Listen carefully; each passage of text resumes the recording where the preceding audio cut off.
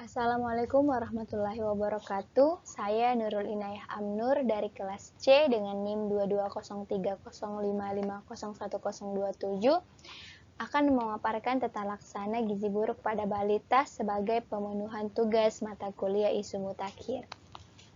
Baik, pada kesempatan kali ini saya akan memaparkan dua materi, yaitu 4 fase pada perawatan dan pengobatan gizi buruk pada balita dan 10 langkah tata laksana gizi buruk pada balita di layanan rawat jalan.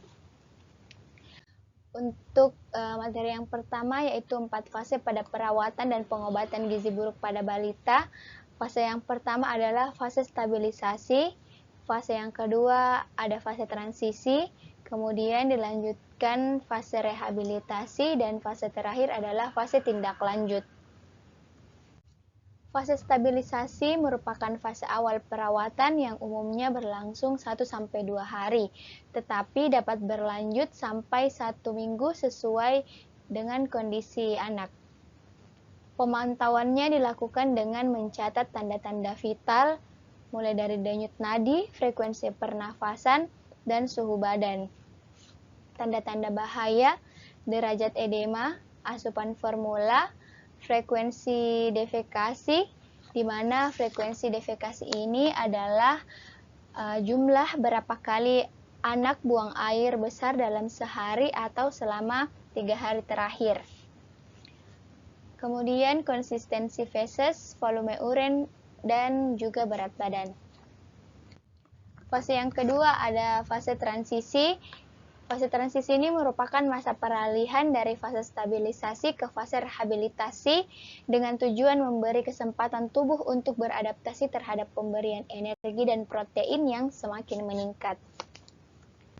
Fase selanjutnya ada fase rehabilitasi. Fase ini merupakan pemberian makanan untuk tumbuh kejar. Pemberian energi sebesar 150 sampai 220 kilokalori per kilogram berat badan per hari dalam bentuk formula 100 atau RUTF.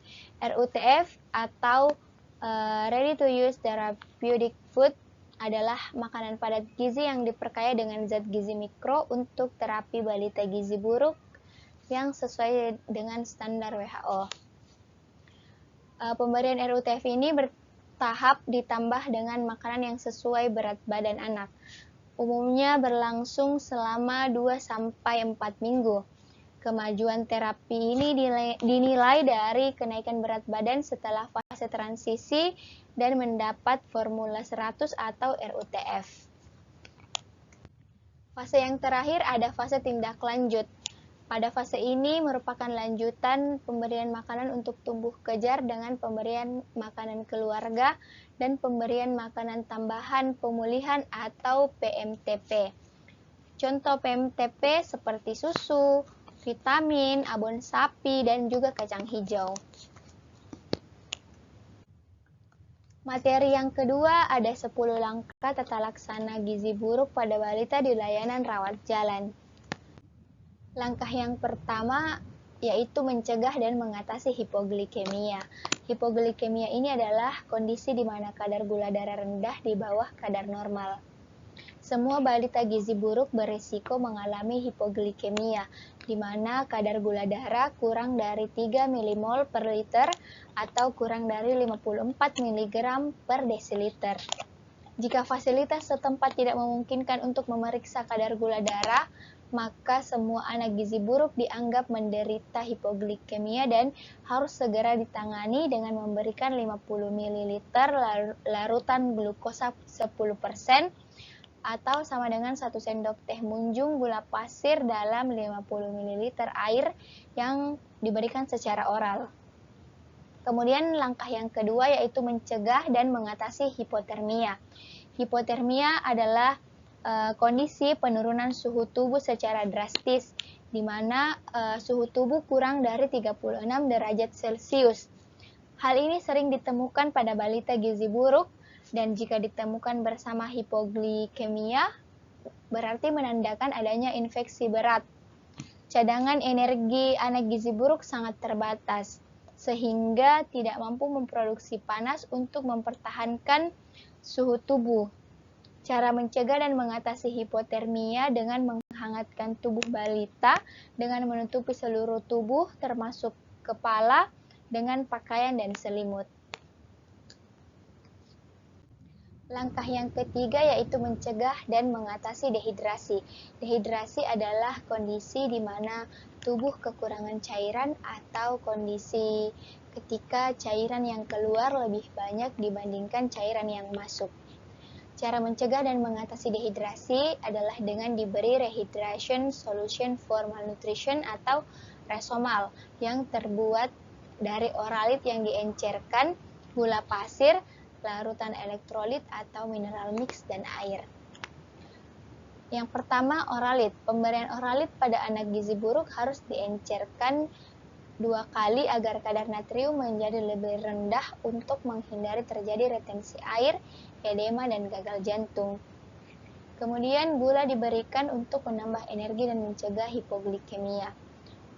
Ada juga larutan elektrolit atau mineral mix diberikan untuk mengatasi gangguan keseimbangan elektrolit dan mineral seperti kalium, magnesium, suprum, dan zinc. Apabila anak diare, diberikan Resomal setiap kali diare. Dengan takaran untuk anak usia kurang dari 2 tahun, sebanyak 50 sampai 100 ml setiap kali diare. Dan untuk anak usia lebih dari atau sama dengan 2 tahun diberikan sebanyak 100 sampai 200 ml setiap kali buang air besar. Cara membuat cairan Resomal dengan bahan dasar oralit WHO, gula pasir, larutan mineral mix, dan ditambahkan air. Mineral mix juga telah tersedia dalam bentuk saset seperti yang ada di gambar. Adapun cara membuat cairan Resomal bila larutan mineral mix tidak tersedia dengan berbahan dasar oralit, gula pasir, bubuk KCl, dan ditambah dengan air. Karena larutan pengganti tidak mengandung magnesium, zinc, dan suprum, maka dapat diberikan tambahan magnesium SO4 sebanyak 40%, IM 1 kali per hari dengan dosis 0,3 ml per kilogram berat badan, maksimum 2 ml per hari. IM atau injeksi intramuskuler ini adalah metode pemberian obat dengan cara disuntikkan langsung ke dalam otot. Kita juga harus memperhatikan beberapa catatan kecil, yaitu balita yang tidak gizi buruk diberikan zinc setiap diare dengan dosis kurang dari 6 bulan diberikan 10 mg atau setengah tablet per hari. Untuk anak usia lebih dari sama dengan 6 bulan diberikan 20 mg sebanyak 1 tablet per hari. Pemberian zinc diteruskan sampai 10 hari walaupun diare sudah membaik, karena hal ini dimaksudkan untuk mencegah kejadian diare selanjutnya selama 3 bulan ke depan.